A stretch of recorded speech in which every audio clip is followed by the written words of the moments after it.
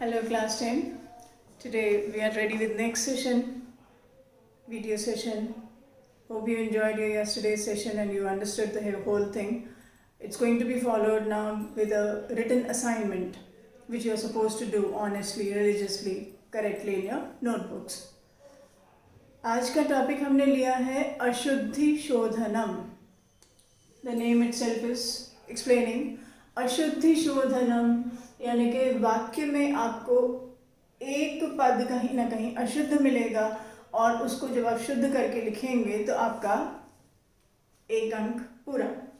Section C में आएगा ये क्वेश्चन. आपका क्वेश्चन नंबर 11 है सेक्शन सी में, यानी कि सेक्शन सी का लास्ट क्वेश्चन है ये. 3 नंबर का क्वेश्चन है और 4 ऑप्शंस गिवन हैं, यानी कि out of 4 you need to do only 3. इस साल इन्होंने जो दिया है ये, इसको सेंटेंस को दिया है और ब्रैकेट में उसके 3 ऑप्शंस दिए हैं.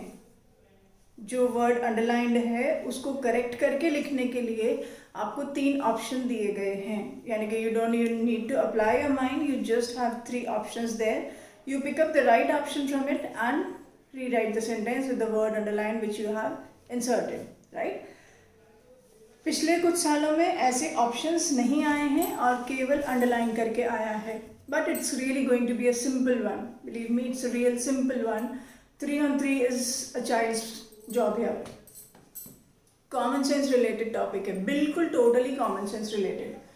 अब आपका जो अशुद्धि वाला एरिया है वो इसका इतना वाइड स्पेक्ट्रम है कि उसको एक एक चीज़ को कर सकना किसी भी सूरत में संभव नहीं है.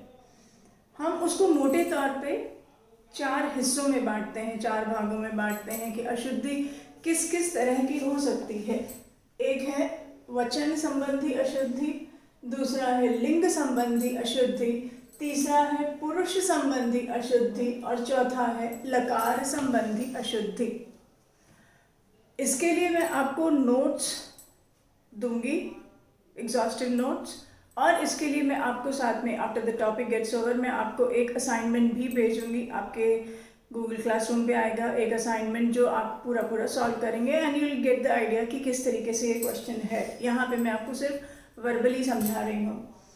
विद्यालये शताः छात्राः सन्ति. राइट. अब आपका जो विद्यालये छात्राः सन्ति, all 3 words are perfectly correct in coordination.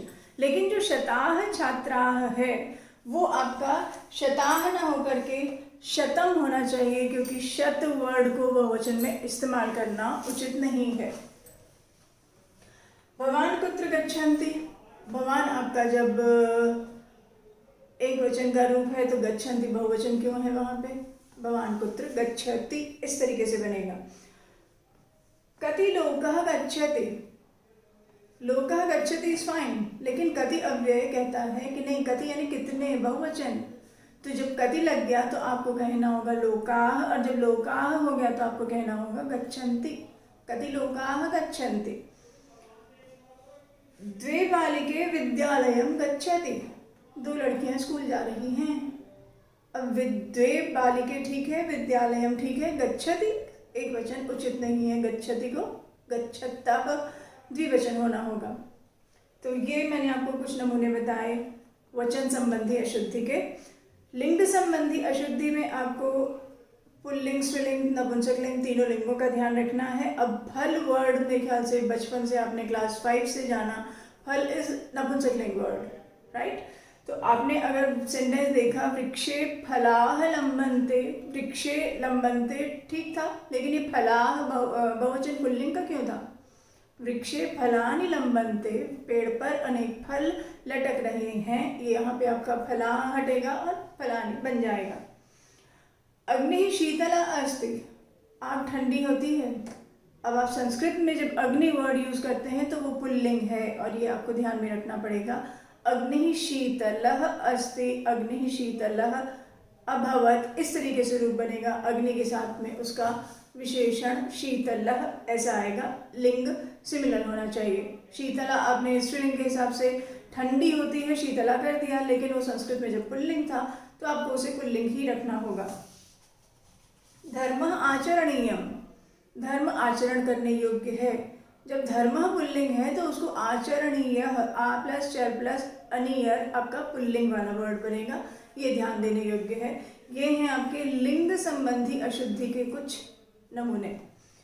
पुरुष संबंधी अशुद्धि, अब यहाँ आपको ये ध्यान रखना होगा कि भवत सर्वनाम के साथ प्रथम पुरुष आता है, तो भवान कुत्र गच्छ से आप कहाँ जा रहे हो ये गलत हो जाएगा। हालांकि बोलचाल की भाषा में आप बहुत बार इस्तेमाल करते हैं, आप कहाँ जा रहे हो, मैम आप क्या कर रहे हो। जब आपने आप लगाया तो आप क्या कर रही हैं, आप कहाँ जा रहे हैं, ये व्याकरण की दृष्टि से शुद्ध है। जा रहे हो, कर रहे हो, ये अशुद्ध है। और मध्यम पुरुष नहीं लगेगा, भवत सर्वनाम के साथ आपका प्रथम पुरुष का प्रयोग होगा। भवान कुत्र गच्छति, राइट। उसके बाद में देखिए यूयम गुरुजनम नमन्ति, तुम सब गुरुजनों को नमन्ति, प्रथम पुरुष बहुवचन अनुचित। मध्यम का बहुवचन करिए, यूयम गुरुजनम नमथ, तुम सब गुरुजनों को नमस्कार कर रहे हो। उसके बाद आता है आपका एक और नमूना देखिए, मह्यम दुग्धम न रोचे, मुझे दूध नहीं अच्छा लगता। अब आपने रोचे उत्तम पुरुष एक वचन लगा दिया ये सोच के कि शायद वो मह्यम के लिए था, लेकिन यहाँ ध्यान देने योग्य ये है कि मुझे दूध नहीं अच्छा लगता या दूध को मैं नहीं अच्छी लगती। दुग्धम आपका करता है और दुग्धम के अनुसार रुच धातु का प्रथम पुरुष एक वचन आएगा, मह्यम दुग्धम न रोचते, राइट। चौथे वाले टाइप में आते हैं लकार संबंधी अशुद्धि और अव्यय, यह, श्वः, परह्यः, परश्वः, ये सब चीज़ें आपके दिमाग में रहनी चाहिए, अलर्ट रहनी चाहिए। इसीलिए मैंने शुरू में आपसे कहा कि ये बहुत प्रेजेंस ऑफ माइंड वाला, कॉमन सेंस वाला सवाल है। 3 में 3 लाना मुश्किल काम नहीं है। अहम यह विद्यालयम गच्छामि, मैं यस्टरडे विद्यालय जा रही हूँ, क्या ये उचित है। मैं यस्टरडे गई थी, तो गच्छामि हटेगा और उत्तम पुरुष एक वचन लंग लकार का आ जाएगा, अहम यह विद्यालयम अगच्छम। सेम वे विद श्वः, श्वः विद्यालये अवकाशः आसीत्, टुमारो स्कूल में छुट्टी थी, इज दैट राइट, नो वे। सो आप कहेंगे श्वः विद्यालये अवकाशः भविष्यति, कल विद्यालय में छुट्टी होगी। इसके अलावा जो चीज़ें हर दिन होती हैं, यूनिवर्सल ट्रूथ हैं, वो आपके लट लकार में चलेंगे, ये ध्यान देने योग्य है। सूर्य प्रातः उदयः अभवत्, सूरज सवेरे उगता था, ऐसा कहना तो उचित नहीं था। आपको ये कहना होगा कि सूर्य प्रातः उदयः भवति या उदयति, सूरज सवेरे उगता है। दीर्घसूत्री अनश्यत, जो धीमे काम करता है वो नष्ट होता था, उचित नहीं है। जो धीमे काम करता है वो नष्ट होता है, दीर्घसूत्री नश्यति। इस तरीके के कुछ नमूने आपको मैंने बताए लकार संबंधी अशुद्धि के।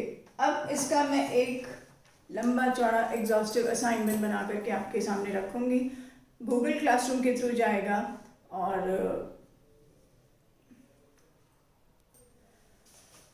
गूगल असाइनमेंट पे आपको इसका एक कंप्लीट एग्जॉस्टिव असाइनमेंट मिलेगा, वो आप सॉल्व करेंगे, फिर नोटबुक में एंटर करेंगे। और उसके अलावा आई विल सजेस्ट कि let these crisis days go away, और उसके बाद आप एक ज़रूर प्रैक्टिस बुक खरीद लें, किसी भी पब्लिशर की खरीदें, whichever publisher pleases you, may be Saraswati, may be Rachna Sagar, may be Lakshmi publication, may be full marks, whatever, I am not knowing so many names. जो आपको उचित लगे एक पब्लिशर ज़रूर खरीद लें, क्योंकि सिर्फ CBSE की बुक्स का, सिर्फ NCERT की बुक्स का प्रैक्टिस सफिशेंट नहीं होता है। तो जब आप फिर उसमें से और प्रैक्टिस करेंगे तो definitely you will get to work more on it and the clarity will be better. So that is all for today. See you in next video session.